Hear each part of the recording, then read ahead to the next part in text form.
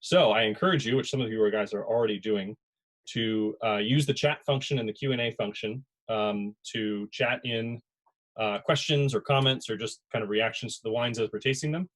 And as a test run, why doesn't everybody chat in their graduation year or the graduation year of the person that they are tasting with into the chat? And you can change the chat to from all panelists to all panelists and attendees, so everyone can see. This is great. We've got some 2019, 2011. Wow, this is awesome. 05, 64. We're covering all our bases here. Some 90s, some 2000s, 2011. Awesome. Wow. I was 09. I don't think, can I chat into this? I guess I can. I'll chat in there too. Okay. Great. Well, I'll give just another minute or two for everybody to get here and to have your wines open.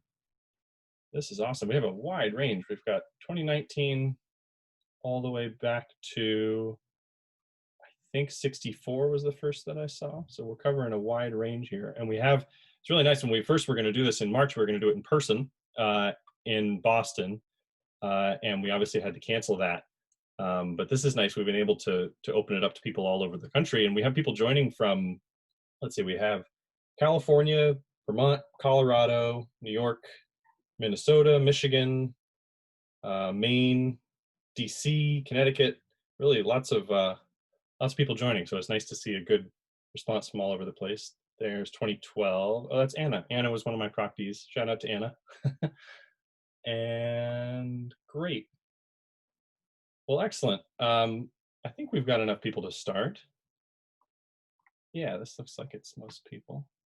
So if you haven't done so already, chat in your year to all panelists and attendees so everybody can see it. And you can use the chat function and the Q&A function at the same time, whichever you prefer.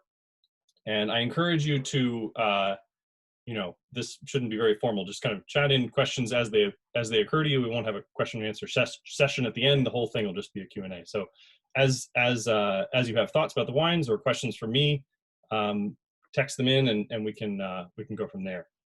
So great. If you haven't done so already, pour your wine into your glasses, and the reds in particular, if you pour them now, they'll be able to breathe over the next couple minutes before we get to them. And let's see, this is great. We've got 87, 2000, excellent, good range. Okay, so I'm going to share my screen. Can everybody hear me? If you can't hear me, I'll say instead of if you can hear me. If you can't hear me, text in something. Although you wouldn't know to do it. Let's see. All right, I'm going to share my screen here. And sharing. Okay, so while we're getting set up, I'll just give you a little bit of background. These are the 5 wines we're going to be tasting today. Let's see here. Oh, yes, yeah, so we'll start with this map. So just a quick background on Ansonia, which is the business. When I graduated, I was class of 2009, and I joined my father. My father had a small importing company, importing wines from France, where he brought the wines in, sold them to restaurants and to stores and to a couple private collectors as well. When I joined, I moved down to Washington, D.C. with a couple other Bowdoin friends and started the kind of the retail wing of the business. And so we've been selling direct to consumer since then. We had a brick and mortar store in Washington, D.C. for a couple of years. We closed that. We moved everything online, and we were just online for a little bit. And then in 2013 or so, we moved up to Boston, or the Boston area, to Newton.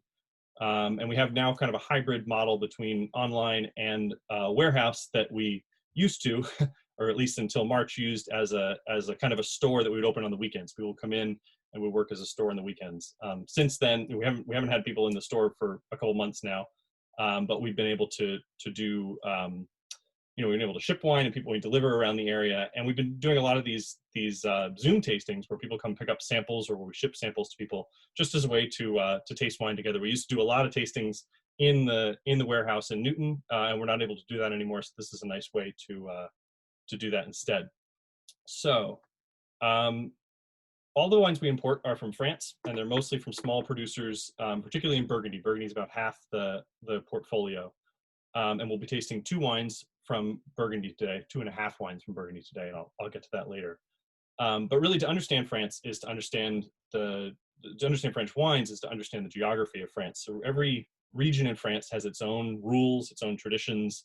They weren't even the same country for a long time, a couple thousand years ago. So, you know, they really have their own little traditions and styles. And to understand the wines that come from them, you have to kind of understand where they are. So the first wine that we're going to taste today is from Sancerre. And Sancerre is in the Loire Valley, and you can see here, it's the green region on the map. We'll just go back so you can see it a little bigger.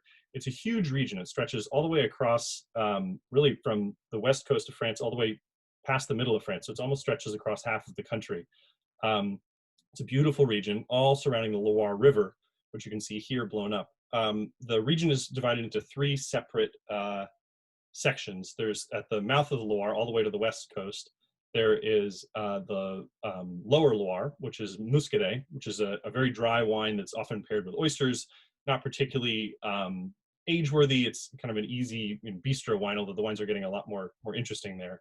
There's the middle Loire, which is known for Chenin Blancs, particularly from Vouvray, and then Cabernet Francs in red from Chinon and from Saumur-Champigny. And then at the north, or the eastern end of the Loire, is Sancerre and Puy-Fumé, which is where today's wine comes from. And these wines are all 100% Sauvignon Blanc. So if you haven't already, please begin to taste at your own pace. So Sauvignon Blanc, as you probably know, is grown all over the world, New World, Old World. It's actually grown in a couple different places around France. There's Sauvignon Blanc grown in Bordeaux. There's actually a little bit in Burgundy, but this is from the Loire, and the Loire is really the heart of where Sauvignon Blanc is from. Sauvignon Blanc in the Loire Valley takes on a kind of a floral and fruit-forward character to it. You can see here, this is what it looks like in Sancerre. And so it's very stony soil. You can see that there's quite a lot of limestone, and in particularly, the thing that makes Sancerre unique is the amount of flint in the soil. This is flint, the rock on the left. The rock on the right is limestone. It's really fossils. It used to be the bed of an ocean millions of years ago. So there's fossils and shells and things just lying right on top of the ground. But the flint in the soil in Sancerre is what makes it unusual and makes it unique. And it gives it a little bit of a smoky flavor, which I think you can kind of see in this one.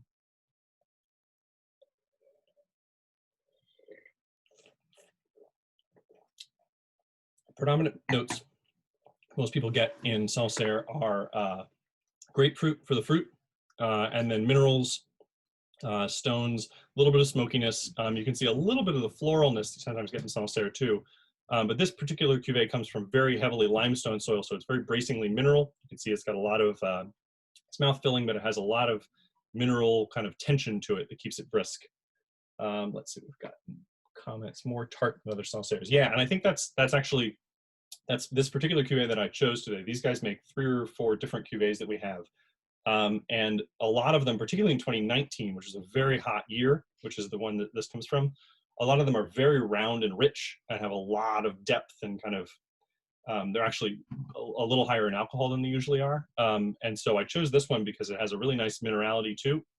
And the minerality and the richness of the fruit and the alcohol balance each other out. And then I think this actually, the minerality in this wine and the kind of brisk tension will help it age a little longer than some Sancerres might otherwise. Got very tasty. Oh, I forgot. I think usually when I do these tastings, everyone forgets to change to all panelists and attendees. So I'm going to comment as if you can't see these comments, but if you can follow along in the chat too. A classic pairing with Sancerre is goat cheese, particularly not perfectly fresh goat cheese with like a little bit of like little dried goat cheese. Goes really nicely with it.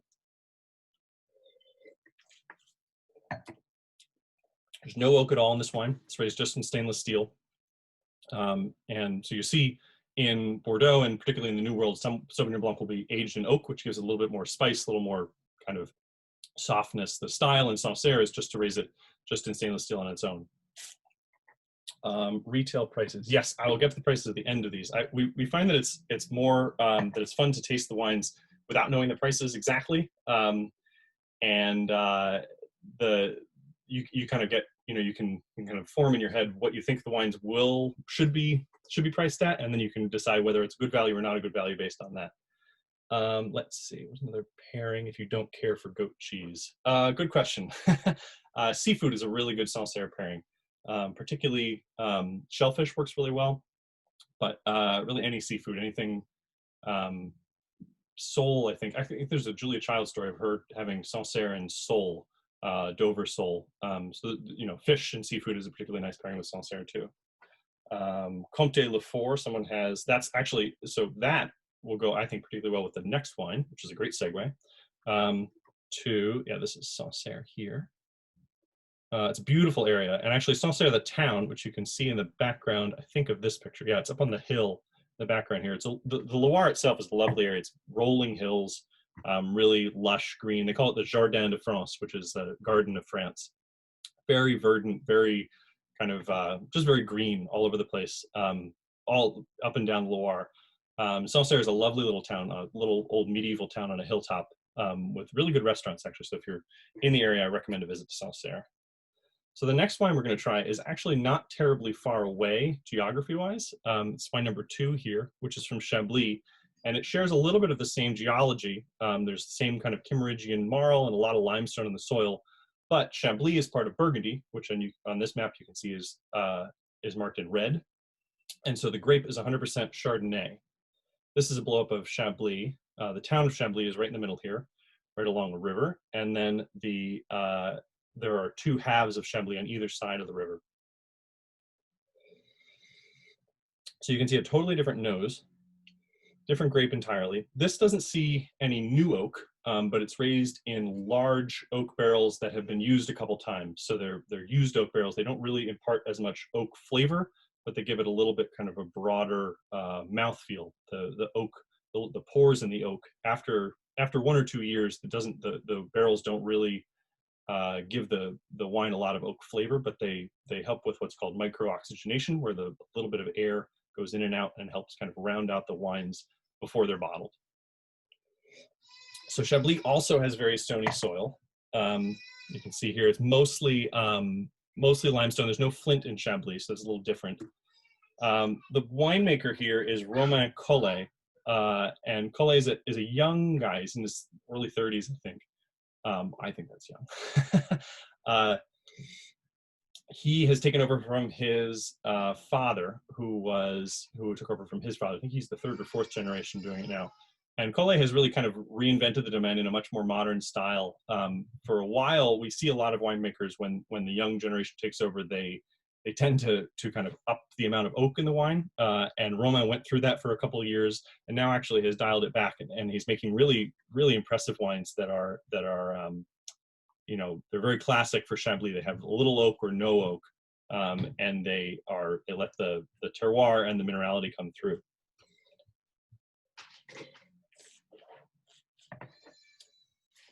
So you can see a different mouthfeel, broader mouthfeel, still good minerality and still good acidity in the wine, which is a hallmark of Chablis. These are from quite old vines. They're from, 50-year-old vines. So as vines get older, the concentration of the fruit they produce goes up and the yield goes down. So you get fewer grapes per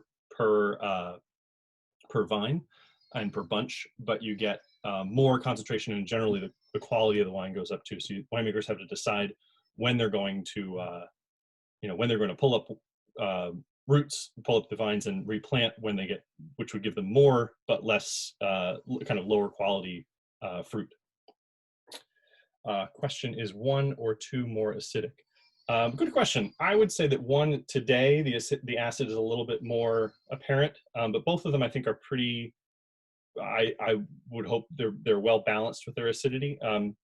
With increasingly as kind of in the last 5 years in France, wines have become, the summers have just been very hot, as they have all over the world. And so it's harder every year to make wines that have acidity. The wines tend to, if you leave the grapes on the vines for long enough, the sugar level goes up, and so the alcohol level goes up and the acidity goes down. And so they're always trying to figure out, what the right balance is of when to pick the wines. And as the harvest date gets earlier and earlier, and as the summers get warmer and warmer, that equation is a little trickier to figure out. So people are winemakers in Chablis, where they used to struggle to find vintages where the vines would produce grapes that were ripe enough, because it's further north and it's cold. Usually it's a shorter growing season because of the cold on either end. Now it's a shorter growing season because of the warm on either end. And it's kind of changed the nature of Chablis. So when we look for wines and select for wines in Sancerre and in Chablis, we really look for wines that have that acidity that allows it to be balanced and to kind of carry it on, because as wines age, their acidity disintegrates or kind of softens a little bit. And so if you want a wine to be able to age, to keep for a couple of years, you really needed to have a little acidity to start off with. Let's see, Premier Cru would differ from a non-Premier Cru. Good question. So let me go back to the map. So you can see here, this is color-coded based on Premier Cru, and I hope my face is not covering the key up at the top there. But the yellow is Petit Chablis, which is the broadest, the regional level. Then there's Chablis, which is one step up from that. Chablis Premier Cru, which is a step up from that. And then Grand Cru, which is the only Grand Cru in Chablis are these 7 famous Grand Cru just right next to each other there. And then you can see there's a little inset where all the Grand Cru come from. And as you go up in classification, the wines get more intense. There's more material. They're kind of richer and deeper. But also you get wines that are able to age longer. So if you put a Premier Cru and a Grand Cru next to each other today in the same vintage, if it was this vintage, for instance, you would see a difference certainly in the amount of depth and complexity in the wine. But if you did it 10 years from now, you would see a big difference, because Grand Crus are wines that are kind of designed to age more than Premier Crus are. And so we find a lot of value. We like, essentially there's no right answer of which is better. For us, Grand Cru is better if you have the time and if you have the patience and the cellar space to put it away for a little bit. If not, Premier Cru, can be, for the money at least, a much better buy in the near term. This producer makes actually all 4 of these levels: Petit Chablis, Chablis, Premier Cru, which is the one we're drinking today, and Grand Cru, which is the top. So let's see if I forgot anything. Pairing for this, I wrote down, I just have a couple pairings for these. My favorite pairing for Chablis, and this isn't original, but oysters, raw oysters are a fantastic pairing for Chablis. Again, any seafood. In fact, Sancerre and Chablis would have a lot of overlap in their pairings. Yeah, you can see this is the soil in Chablis. It's just, in fact, this is in the Vaillant vineyard, which is where this wine is from. Just, full of these rocks right up at the top. And then you can see that kind of goes over the slope, which really helps with the drainage. It's all on these not super steep slopes, but very, kind of, if you had a ball, it would certainly roll down these hills. All right, so let me see. We've got wines 1 and 2. These are the whites, and I have a poll here. Whoops, I remember how to do this. Can I do a poll while you're looking at this? I think I can. Okay, so you can vote between 1 and 2, which one you liked, and I will share the results once they are complete. And if you have any other questions or comments on these wines, feel free to chat them in.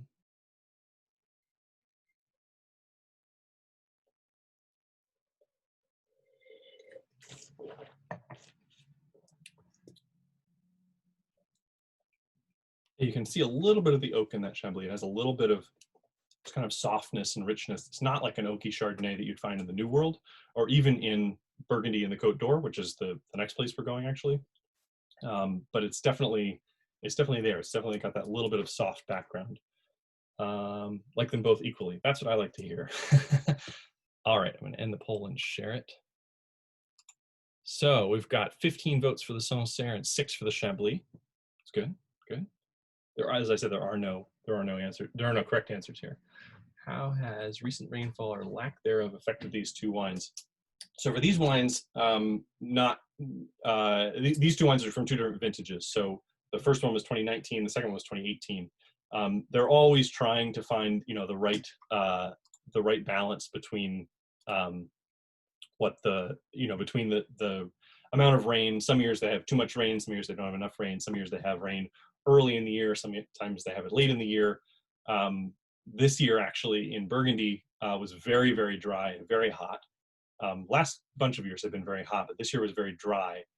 And at the end of the, just before the harvest, a lot of winemakers were deciding whether to pick or to wait another week and hope that there was more rain. And in fact, there ended up being more rain. So the people that picked a little later got much more yield out of their grapes, much more juice out of the grapes, because they had some rain in that week that was sucked up into the grapes. But those winemakers also, you know, with every day near the harvest, the sugar levels of the wines go up, and the phenolic ripeness, the ripeness of the skins, changes and gets riper and riper. So there's a lot of different variables they're trying to balance all at the same time. It's every time we go over to France, we spend usually a couple weeks, even a month sometimes, in France every year. Although not this year, but I'm amazed at how many things I learn every single year. A handful of new things about just the variables that all these winemakers have to tackle every year in the vines, and then a whole other series of variables in the cellar. The best way to think of them, we think of as kind of farmers that have a very narrow but very deep expertise, because really they come in from the fields, of dirt all over their hands. They're very much, a lot of them will tell you it's impossible to make good wine without good grapes. And so really good wine all starts in the vineyard, but that's not even enough. So once you get it out of the vineyard and once you get it into your cellars, there's a whole other series of things to tackle and to decide. All right, let's see. We've got questions. How many books you recommend to learn about these wines? Not about these specific wines, but actually I have a couple books. I'll send them to the list, the email. I'll just reply to the email. But yeah, there are a number of good books on French wines in particular that give kind of a survey of the different regions, and some of them go obviously very, very deep, but a lot of them there's a couple good ones actually that have come out in the last couple of years that are good surveys of the different regions as a whole. How would you compare these with similar Napa wines? That's a good question. In general, the style in the old world is a little bit less rich and intense, and a little bit more kind of about earth and delicacy than kind of rich, powerful boldness in the New World. That's a broad generalization, and there are exceptions on both sides of the world with that. In general, so in France, the way that these wines, you can see, these are named Sancerre and Chablis instead of being named Sauvignon Blanc and Chardonnay. And that's, out of tradition, but it actually speaks to the philosophy behind making the wines too. In the New World, people certainly make wines that are specific to place, but it's really kind of the only thing that they're trying to do in France, and in the old world, is to make wines that are about the place. They're expressions of a single place, sometimes a very small place, sometimes a very large place. And that's not to say that doesn't happen in the New World, but the wines in general, the philosophy behind the wines shifts. When you get to the New World, it's a little bit more about the grape and the expressions of the grape. And some of the great New World wines are made by master blenders of kind of this amount of this grape and this amount of this grape. And so, they have a style that they're going for that isn't necessarily as specific to the place, to the location, to the terroir, if you were speaking in French. Again, those are very broad generalizations, but if I were going to characterize the broad differences between the two, that would be it. All right, let's move to red. Great. All right. So we've got 3 reds here, and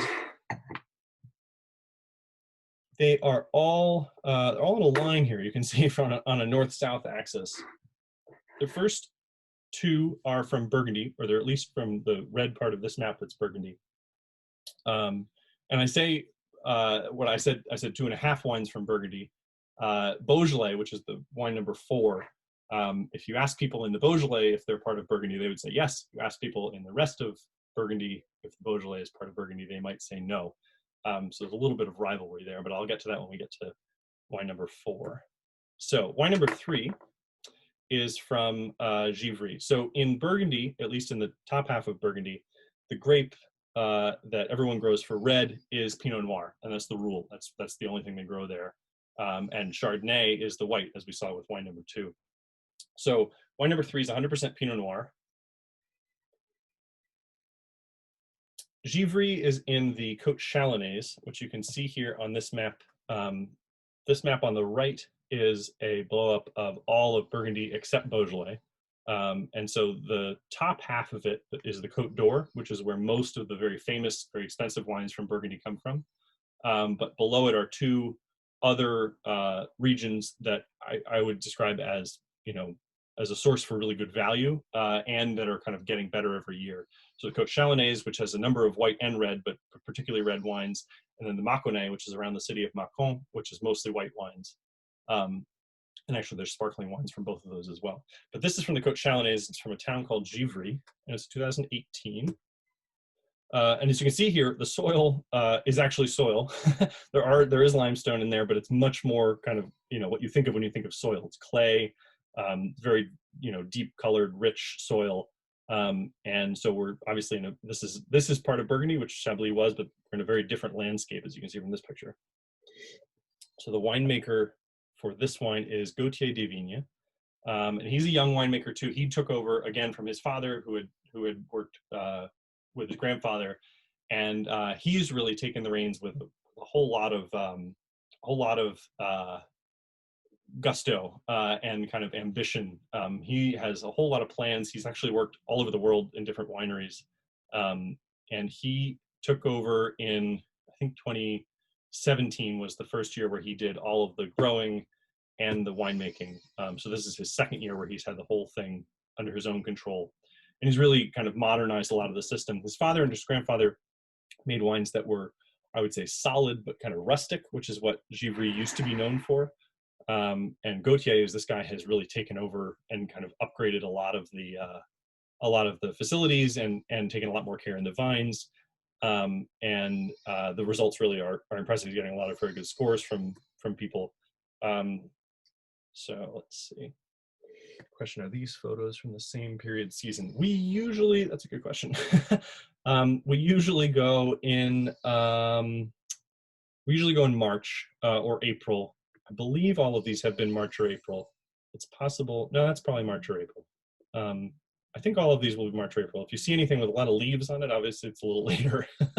But usually we try to time our trips to March and April when there's, kind of a break between. In the winter, there's a ton to do in the cellar, and then in the spring and summer, there's a ton to do in the vines. So usually in March and April, there's a little bit of a lull when we can get our tasting appointments in.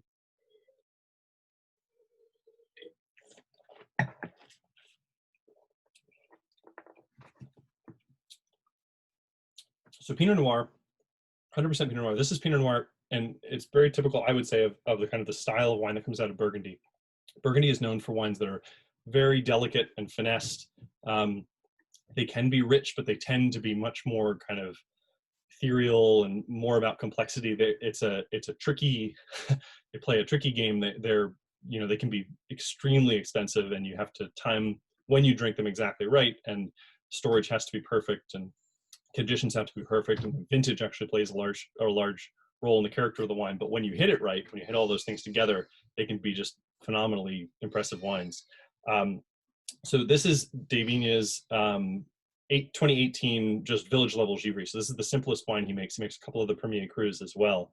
2018, as in Loire, or as in Loire and Chablis, was a very hot year. And so the wines of Givry have a little bit more kind of depth and richness to them than you would find, and a little bit more ripeness, actually. You can see a little bit more of the kind of a sun-baked quality to these. But this is classically, this is what Burgundy is classically about. It's kind of lighter fruits, cherries, almost kind of violets. There's always a little note of earthiness in Burgundy too, a little bit of mineral, maybe some cinnamon, some spices.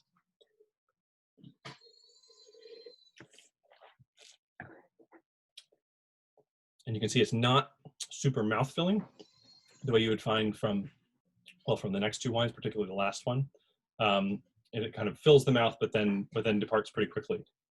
Oh, sorry, we've got some let's see, does it kill coronavirus? I cannot claim that it does. More subtle Pinot Noir than usual. Yeah, I agree with that actually. I think subtlety is a good word for this wine, and that's kind of what Burgundy is about. It's not about wines that are super obvious. They're not wines that are just open them and serve them at a dinner party and everyone will like them. They require a little bit of patience, a little bit of contemplation. Let's see, Comte, great with Comte, good. Similar to Beaujolais. Yeah, so it'll be an interesting comparison with the next wine, which is, as I said, the half Burgundian one. Let me see if I forgot anything here. Yeah, 2018 was an unusually hot year, and so the harvest the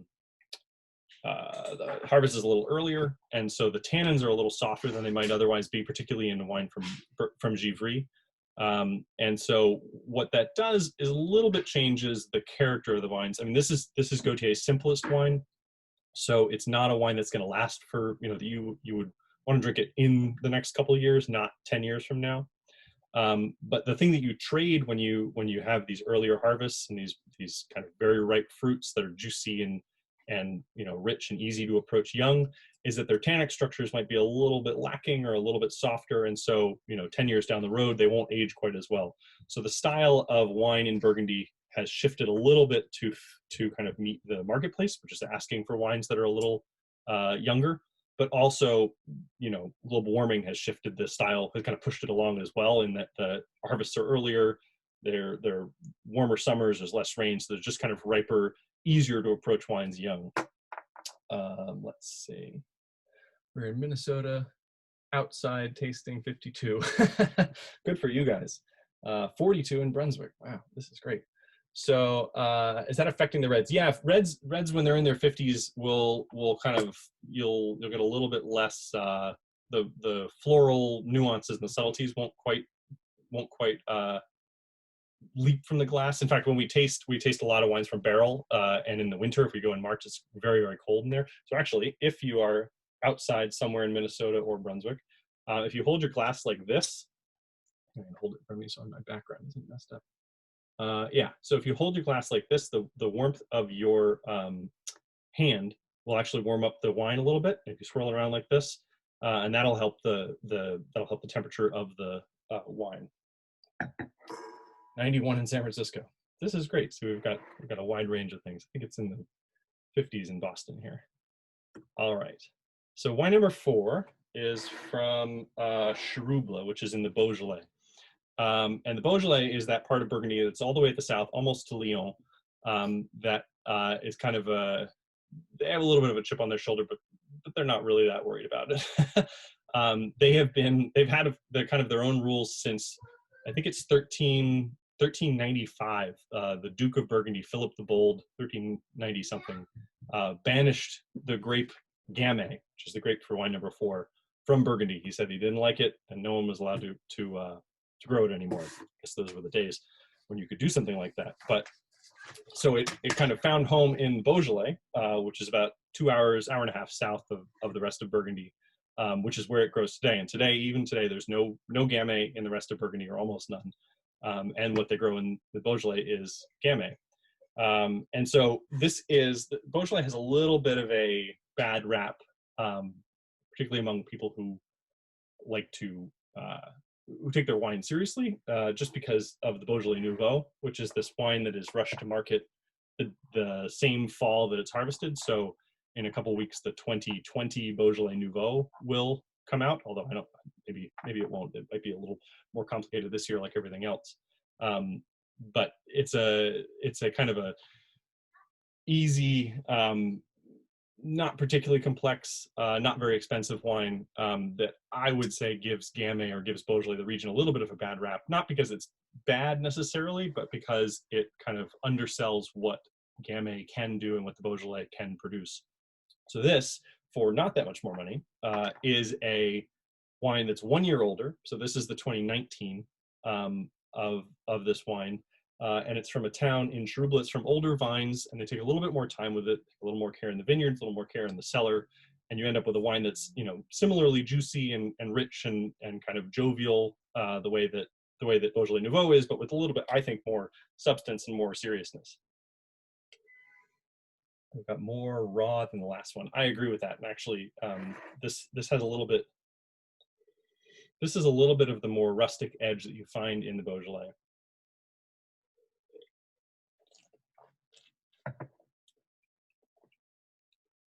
Yeah, you can see it fills out the mouth a little more than the first one. And its tannins are kind of a little bit rougher around the edges. I know exactly what you mean. There's more, there's kind of a heartier texture to it.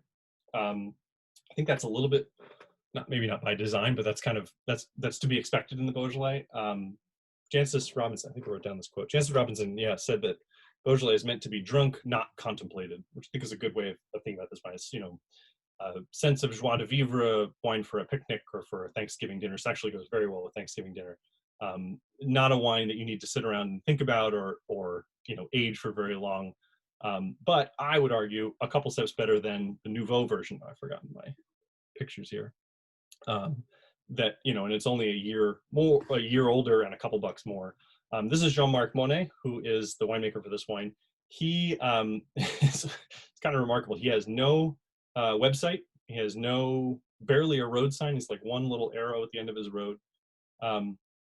No other American importer.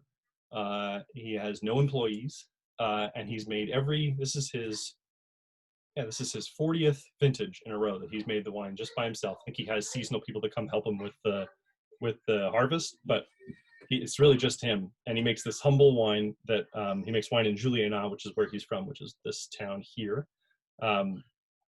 And you know, doesn't particularly isn't very loud about his wines, but he makes really humble, I think very well priced and very well made wine with a lot of character, a lot of density. Again, in 2019, which you can see is a theme here, more kind of juiciness and ripeness than you would often find in wines from the Beaujolais. Cherouble in particular, which is the cru.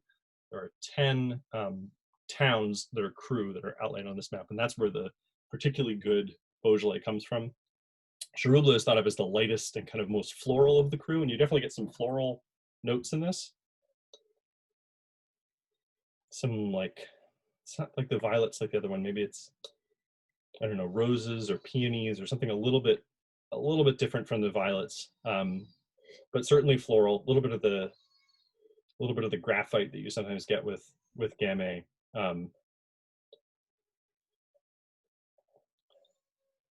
Yeah, but so Cherouble is usually kind of a lightweight, you know, easy to drink, lively wine. And in 2019, because of all the sun, it's just got a lot more. This has a lot more depth than you would usually find. If you look at this through the glass, and you can see how kind of dark and colored it is.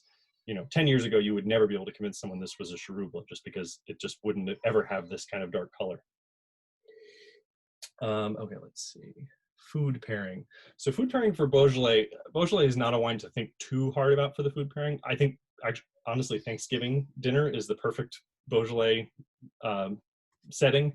For a specific thing outside that, you know, takeout pizza on a weeknight is a good Beaujolais pairing. If you want to get fancy about it, I like chicken, like coq au vin, like chicken stew with Beaujolais. I think can be really nice because the kind of those ripe bright red notes work really nicely with the chicken. But Beaujolais is not one to, you know, schedule a meal around.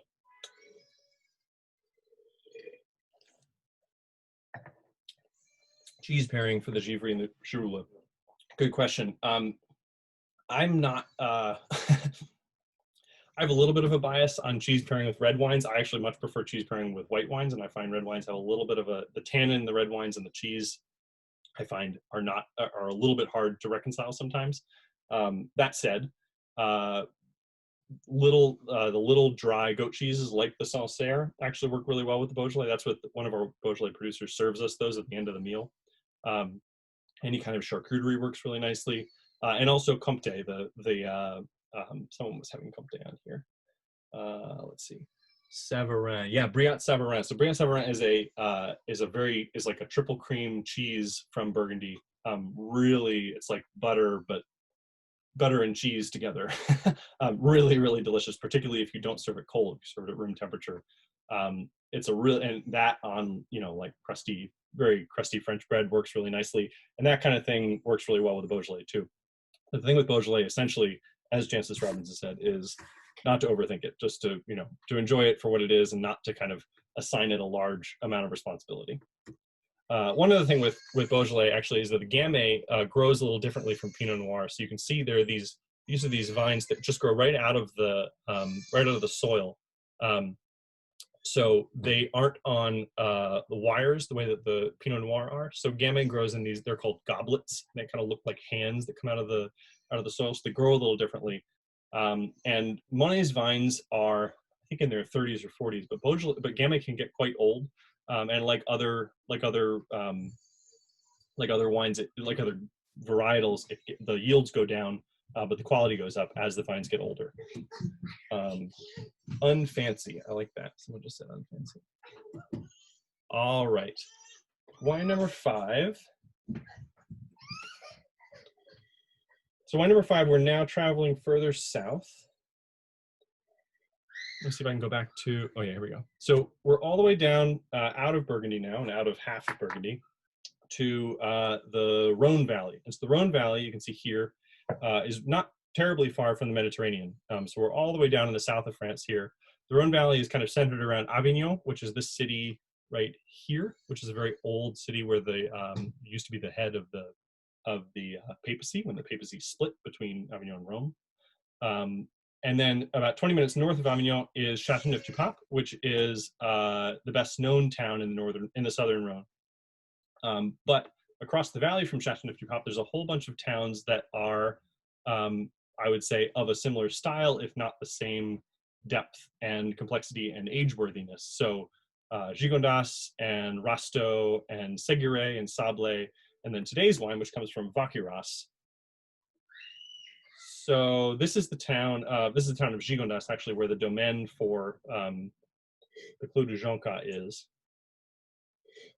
And this is the first wine of the 5 of them that is blended. So all the wines to this point have been single varietals. And that's, again, a regional thing. So all the wines in the south of France typically are blended, with a couple exceptions. Most of the wines in the north of France are single varietals. You very rarely find blends there, except in Champagne. And then in Bordeaux, which is, you can see over kind of to the southwest, the wines are almost all blends there too. In the south, they're blends. And that's just kind of a function of the character of the grapes that are grown there. So this wine is 100%, or it's mostly Grenache, probably 80% Grenache. And then there's a little bit of Mourvèdre and a little bit of Cinsault and a little bit of Carignan, which are other grapes that are known in the southern Rhone area. And I think you'll see an entirely different fruit profile and texture of the wine too once you taste it. This producer is a relatively new producer, actually, to our portfolio. We found them, I think, 2 years ago, and they're a very old school producer in the sense that they don't do a lot of intervention. So in some ways, they're kind of a new wave producer too. I guess, you know, it's all cyclical. They're very much kind of a let the wine make itself ethos to their winemaking. They don't do any fining or filtering in the cellars. They kind of, you know, if the grapes are saying you shouldn't pick till here, even if it's going to be a high alcohol wine, then that's when they pick. They follow the vintage and they follow what the grapes are giving them every year. They use 100% whole clusters, which means they don't take the grapes off of the stems, which is, again, kind of an old. They make wine in a way that was kind of common 100 years ago, which is about when they started. They're completely biodynamic and organic. And really their style is, you know, they don't try to shoehorn the wine into any kind of ideal of what they're looking for. They let the wine and the grapes and the blend make itself.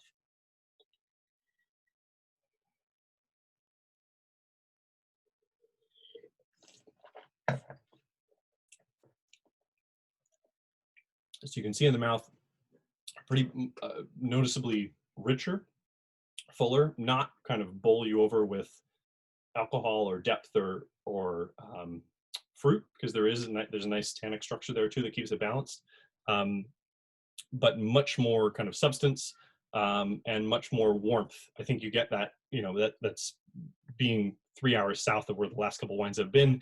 There's just more sun, there's more heat, and so the wines end up with more sugar. The grapes naturally produce more sugar, and so the wines end up with more alcohol and more kind of viscous texture too.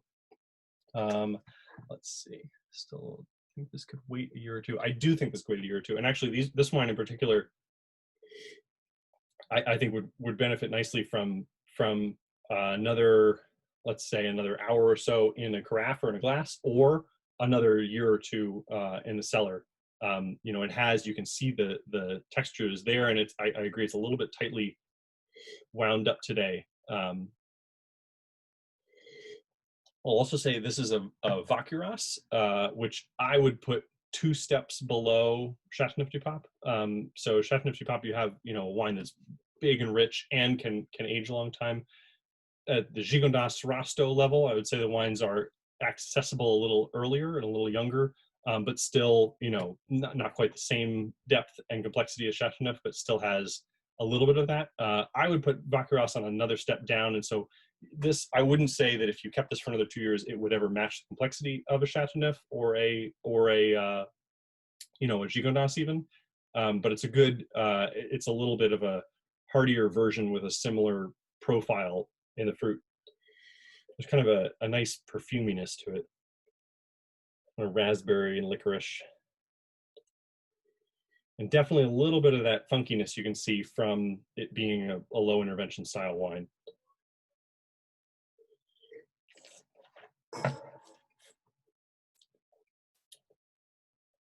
Yeah, and much more length you see than the other two too. There's more, it kind of continues a little longer in the mouth. It persists a little longer in the mouth. Before anybody asks me, cheeses for this, my favorite cheese for this is any kind of like Manchego or Spanish style sheep's milk cheese, or yeah, sheep's milk cheese. I think works really nicely with these. Any kind of crumbly southern, you know, Provençal or Spanish cheeses work really well with this. And then for food, you know, a kind of a cassoulet or any kind of stew.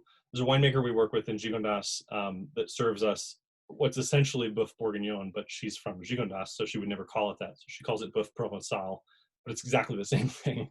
But so I would say that, you know, some kind of a beef stew, a hearty, wintry, rich dish would work well with this as a pairing.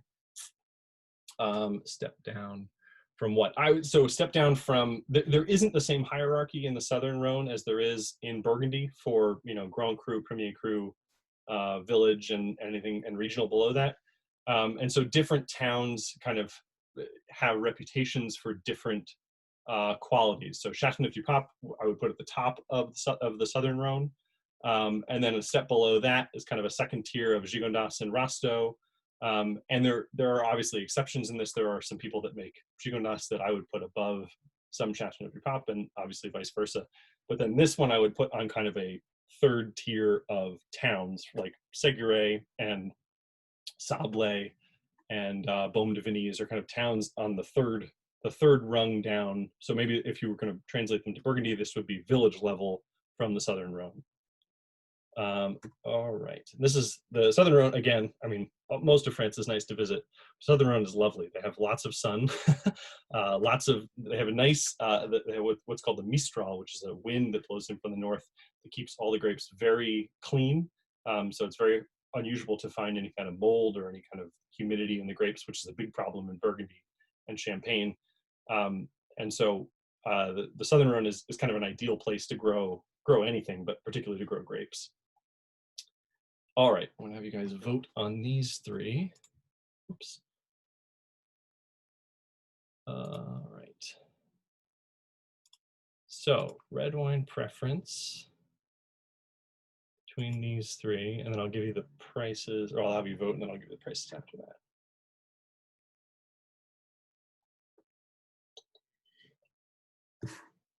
Oh, and I forgot to have you guys. So while you're doing this, if you wouldn't mind, take out your phones and take a picture of your tasting setup wherever you are.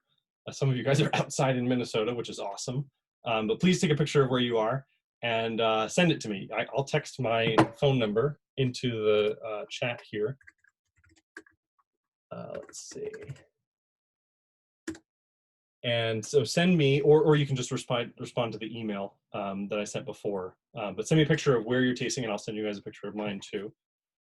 Just would like to see and compile where everyone seems to be participating in this tasting. All right. Okay, I'm gonna end the poll. Pretty good. Let's see, can you guys see the results if I share them? We've got 7 for Givry, 5 for Cherubla, and 8 for Vacuras. So pretty evenly split. I'll take that. That's good. All right, so we've got a couple more polls. I think you guys can see these. If you can't, please let me know. Okay, so overall, favorite wine of the tasting overall is these. Okay, so you can vote on 1, 2, 3, 4, or 5.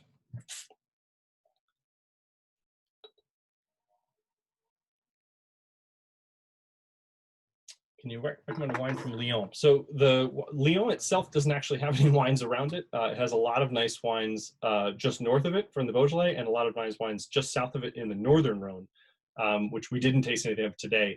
I'll move this so you can see the northern Rhone is this other half of the Rhone Valley where the reds are 100%. Reds are 100% Sancerre, or 100% Syrah, and the whites are mostly Viognier, although some of them are blends of Roussanne and Marsanne. So, you know, south of Lyon, I would say go with Côte Rôtie, and north of Lyon, anything but the Beaujolais. Where do we send the photo to? So send the photo to my, to the email. I'll text my, here's my, oh, that just went to the panelists. After telling you guys all to change to panelists and attendees, I didn't do that, hang on. Okay, so there is my phone number that I've just chatted into here. 215-498-0189. So you can text those in, or you can just email them to the in response to the email that I sent out earlier with the Zoom link. Okay, so we're going to end the poll here, and I'll share this again. And the Sancerre is the winner with 10 votes. We've got every wine got a vote though. We've got 2 for the Chablis, 5 for the Givry, 3 for the Cherubla, and 2 for the Vacuras. Oh, that's good. Can everybody see the poll results? I think I'm sharing them, but someone asked if they couldn't see them. Okay. I'm going to stop sharing these, and I have one more poll for you. Okay, so now I will give you the prices on these. And again, we always think it's nice to do these without prices, because then you get to kind of analyze them just on the merits. But so this is a poll for the best value. And so these are the prices for all of the wines. The Garenne, the Sancerre is 28, the Chablis is 35, the Devigne Givry is 29, the Cherubla is 18, and the Vacuras is 25. So, do you have any thoughts on those?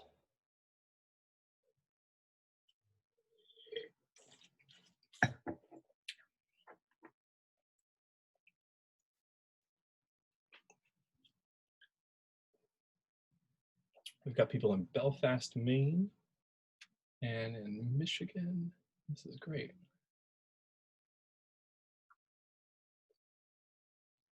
All right, so I've got, oh, here comes some more votes for the best value.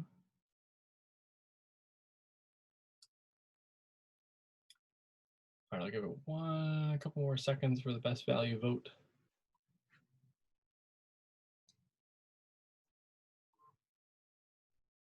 Oh, good. Lots of good text messages here. Excellent.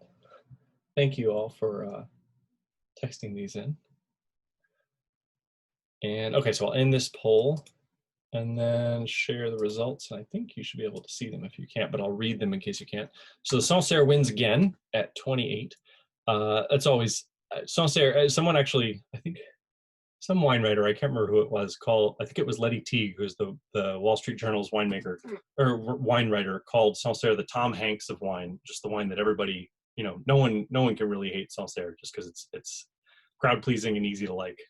So Sancerre wins with 9 votes. We have a vote for the Givry, 4 votes for the Cherubla, and 4 votes for the Vacuras. Okay, and then because this is a Bowdoin crowd, I have one more poll, the eternal question. Molten versus Thorn for dining hall vote. I know, I don't think I can even vote in this, but I have strong preferences. And while you guys are voting for that, wow, this is heated. Everyone, this is the most votes we've gotten for any question has been this one. So while you guys are voting on Molten versus Thorn, if you have any other questions, please don't hesitate to text now. I'm happy to answer them, at the end here. But also, oh, I have a, let's see. Yes, okay, so there's a coupon code. I'm going to be posting this to the website because a number of people who purchased the tasting weren't able to join live.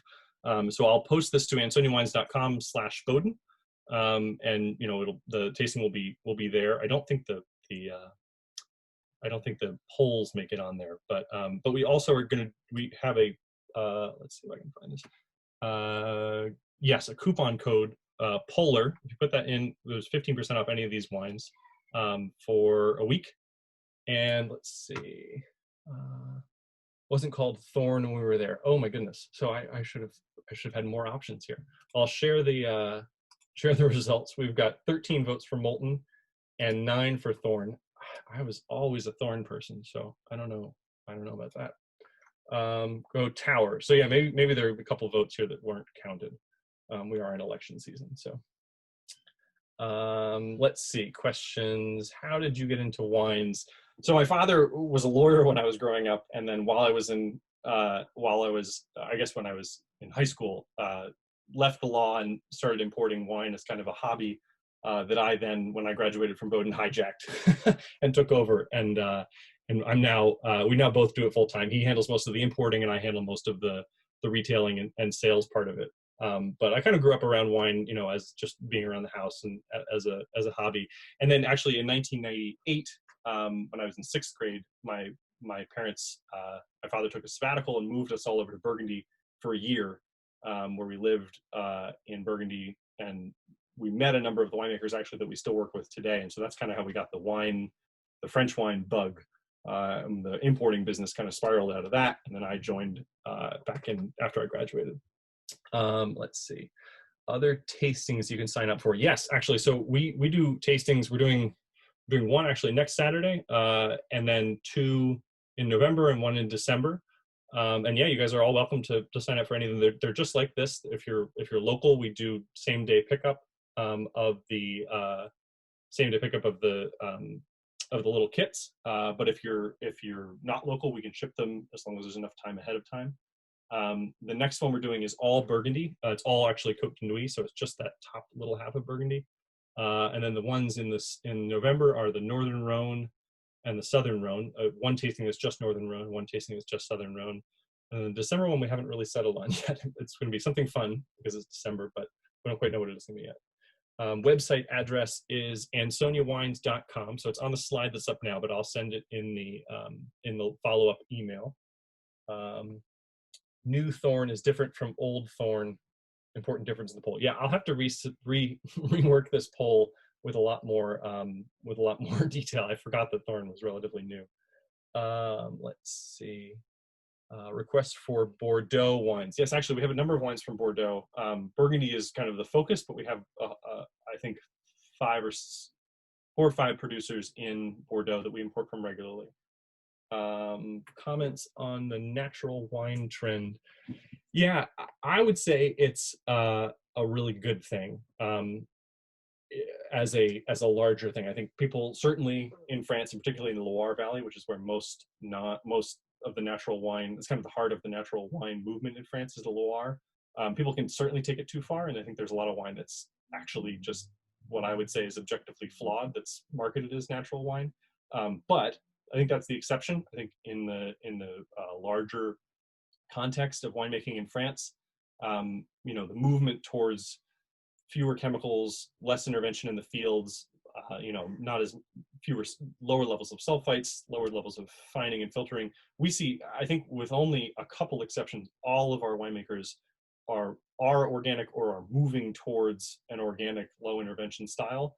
And for us, the wine is just it's better, and it seems like it's easy to convince me that the wine, that just making the wine without a lot of chemicals or a lot of intervention is certainly better for the world and for the health of the people that are making the wine, and the people drinking the wine. But the wine just tastes better as far as I'm concerned. And if you can make wine organically, it forces you to be a little bit more. It's more work to make organic wine. It's more like it requires more, if you can't just spray insecticide over a whole thing, you have to be careful about how you get rid of the bugs and the little pests in your vineyards. So there's definitely more work. But for me, and for all the wines we taste, the results really, the more natural a wine is, with a couple exceptions to a point, the better the results are. Let's see. Tastings with all Bowdoin guests different from the Bowdoin crew. Basically the same. I don't ask about Molten and Thorn, but no, really they're pretty much the same. Usually with some of the other tastes, with the next couple tastings, they're a little bit narrower. So this one we chose to do kind of a broad survey of 5 different wines, 5 different places. But so the one next weekend is actually 5 different wines, all from only 2 different winemakers and from 5 different towns that are right next to each other. So it's a much more narrow, kind of deep and narrow focus. And then the ones for the Rhone that are in November are also going to be a little bit narrower. But in general, no, it's the same kind of format. It's just me one way talking with a PowerPoint. Great. How did you choose? Yes, that's that. What wine should we serve with Thanksgiving? So Beaujolais is my favorite thing to serve with Thanksgiving. The main thing with Thanksgiving is because there are so many different flavors, and it's loud, and usually, at least, there's a lot of people around, is to not overthink it, and you choose wines that aren't going to be pushed over by strong flavors like cranberry sauce or sweet potato, things like that. So wines that have some spunk, some hardiness to them, but also some acidity, some freshness, and that can stand up to things. Beaujolais for me is the perfect Thanksgiving red. And we have 2 others from this producer, and then we have 3 others from another producer in the Beaujolais. But I think Gamay and Turkey is a perfect combination. Yeah, for whites, the Loire, the one that we didn't taste today that I like to serve at Thanksgiving is Muscadet, which is all the way at the western end of the Loire. So that would be a good Thanksgiving one too. Great. Well, thank you again to Bowdoin for helping set this up, and thanks to Sarah in the alumni office. I think she's on. Yeah, Sarah's still on this call, so thanks to Sarah. And yeah, if you guys have any questions that you've thought of that you forget, just email me. But thank you guys all for doing this. This was lots of fun, and yeah, go you Bears.